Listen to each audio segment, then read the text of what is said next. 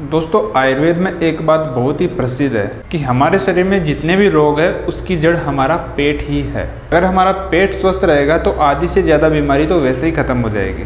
तो आज हम ऐसे ही टॉपिक के बारे में बात करने वाले हैं जो कि कई रोगों को जन्म देता है, वो है पेट की गर्मी या फिर जलन।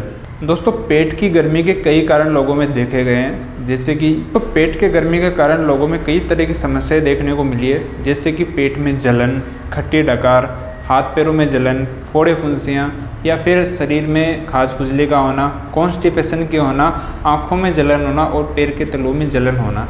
ये सारी समस्याएं पेट की गर्मी के कारण उत्पन्न होती हैं। तो दोस्तों अब बात कर लेते हैं इसके कारणों के बारे में कि आखिर किस कारण की वजह से आपके शरीर में या फिर पेट में गर्मी उत्पन्न होती है।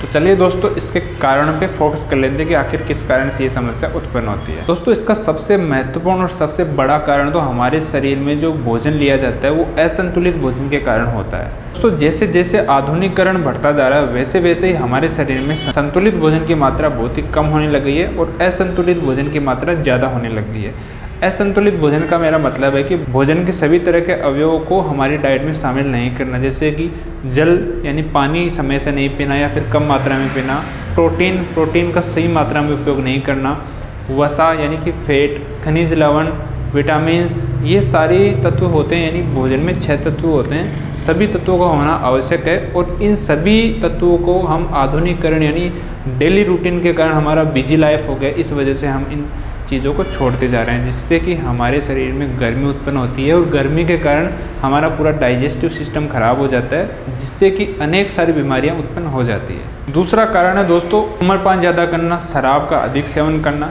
चाय कॉफ़ी का ज़्यादा सेवन करना या फिर फास्ट फूड का सेवन करना। और एक महत्वपूर्ण कारण और है ऊँट बनने की कोशिश करना। मेरा मतलब है जिस तरह से ऊँट कई दिन तक पानी नहीं पीता या फिर बहुत ही कम मात्रा में पानी पीता है, वैसे आप भी बहुत कम मात्रा में पानी पीते हैं, यानी कि बिल्कुल ना के बराबर पानी पीते हैं। जब आपको बहुत ही ज़्यादा गला सूखता है तब आप पानी का सेवन करते हैं, लेकिन ये बात बहुत गलत है। आपको अधिक से अधिक मात्रा में पानी पीना चाहिए। आप ऊँट नहीं बनने की कोशिश करें, नहीं तो आपको पेट में गर्मी हो जाएगी और आपका डाइजेशन पूरी तरह से ख़राब हो जाएगा। तो दोस्तों ये सभी कारण थे जिसके कारण हमारे शरीर में यानी हमारे पेट में गर्मी उत्पन्न होती है। तो आप इन सभी कारणों को अवॉइड करें। जब तक हमारे कारणों का पता नहीं चलता हम इसका इलाज नहीं कर सकते।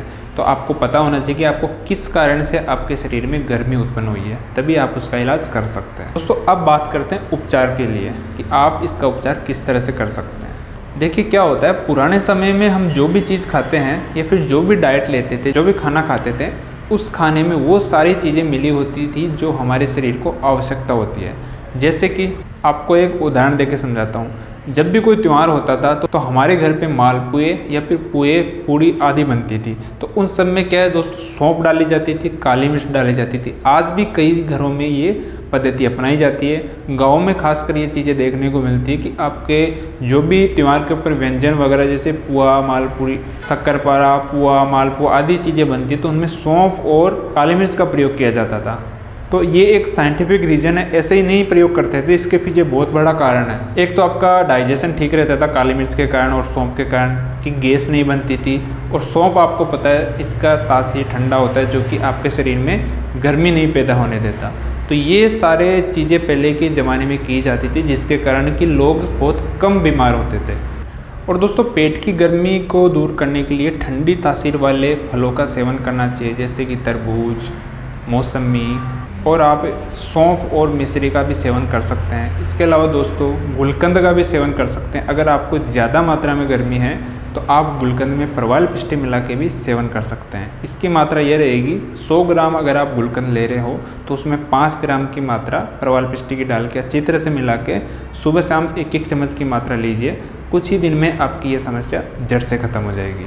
और आपको अगर कब्ज़ भी हो रही है तो गुलकंद के सेवन से आपकी कब्ज़ की समस्या भी ठीक हो जाएगी। इसके अलावा दोस्तों आप सौंफ के पानी यानी कि सौंफ के अर्क का प्रयोग कर सकते हैं। 15-15 ml की मात्रा सुबह शाम खाली पेट अगर आप सेवन करते हैं तो आपके शरीर में उत्पन्न गर्मी जल्दी ठीक हो जाएगी। सौंफ अर्क आप खुद भी बना सकते हैं और सौंफ अर्क आपको किसी भी आयुर्वेदिक स्टोर पर आसानी से मिल जाता है।